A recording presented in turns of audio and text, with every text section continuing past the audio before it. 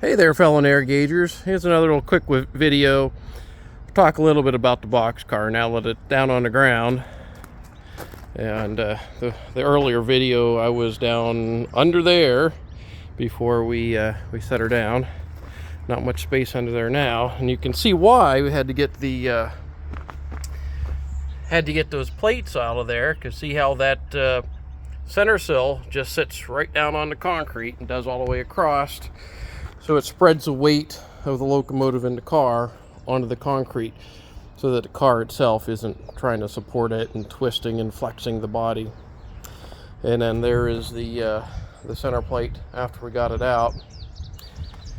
So let's go over here. So here is the switch at Rupert, and coming in off of that switch, got part of this built so far. And this track will swing around and tie on to this track right where the two locomotives are sitting. One thing you can see here is that where this track is at, where the locomotives are at, is at a lower elevation than where these rails are. So this area here is going to get filled in somewhat, and which is good because this all slopes downhill from the neighbor's lot back there, and I'd like to build this up so that the water, when you have a heavy rain, stops coming across, but instead goes that way and goes under our culvert and then goes over to the stream to the south of us. So that'll be good. But before we can make too much progress building track, we have to get these two locomotives to move. Now, I managed to get 57 freed up where she'll roll back and forth, but it's the 60 over here that's giving us some issues. And I have it jacked up with the front driver off the rails, and with the porta power I've only been able to push the wheels over that far. I'm hoping that it breaks free pretty soon. Now this locomotive, all these locomotives have roller bearings, and the roller bearings are in the box with the very heavy grease, and more than likely things are just kind of gummed up in there. I'm hoping that it isn't any other major problem, that it just breaks free and starts to move. I'll keep working on this, and once I get that one to move, I'll move back here to the second set of drivers and get that freed up. And then once that happens, I'll probably have to lay another panel of track back in here and shove both locomotives back, and then come on this side and move this track over and bring it up some to match up with the rails, and then take the two locomotives and shove them into the boxcar,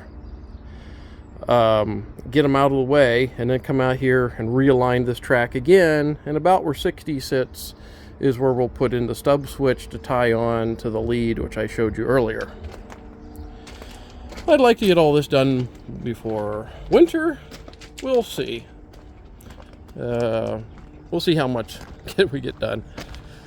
So you may ask, well, how are you going to get the locomotives into the boxcar? There's a wall there. Well, we're going to be taking care of that.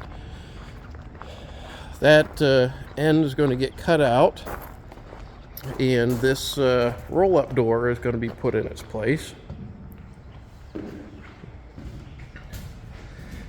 I've already scribed the marks, the lines.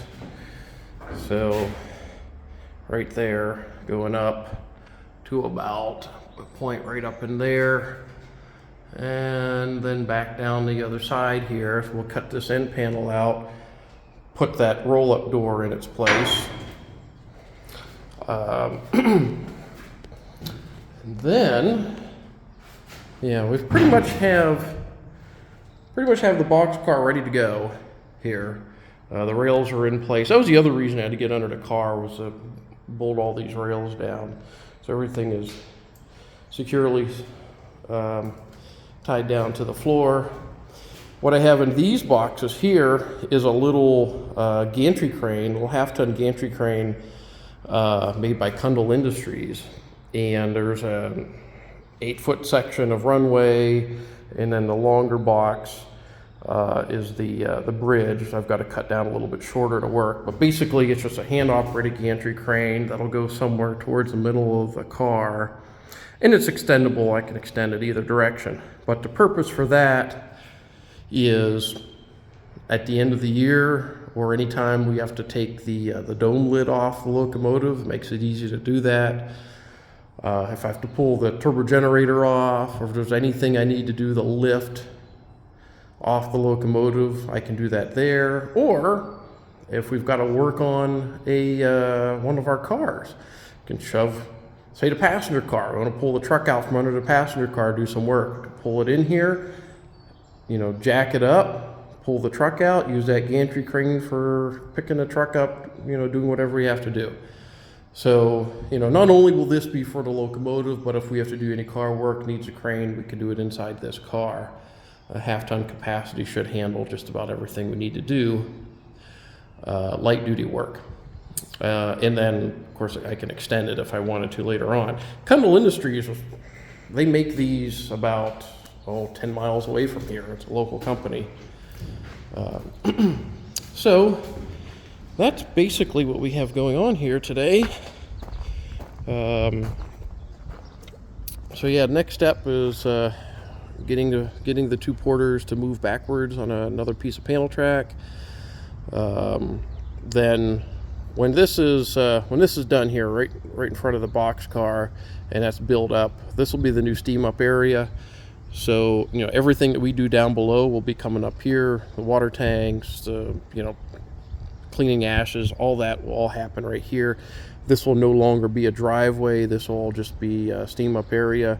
And I'm kind of thinking of putting another shipping container in right here to give us a little bit more of a workshop space. Those two containers are chock full of stuff, and I've been going through there, cleaning out stuff I've had for years, moving other items up in there, so I want to use that for storage. And this orange one right here, this is where I keep all the spare parts for all the porters, the spare boiler, all the spare components, everything is in this container here.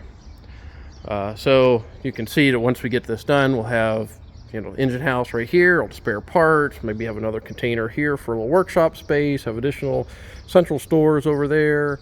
All back here in this area, away from the visitor area. We're no longer trying to do this right in the middle where we're trying to board passenger trains. And then up front where the green engine house is will be a passenger platform, and a better maintained area for the public down there. So we're not mixing doing work with the visitor space. So it all takes time. Incremental improvement. So, all right, that's all I've got for today, and take care, everyone.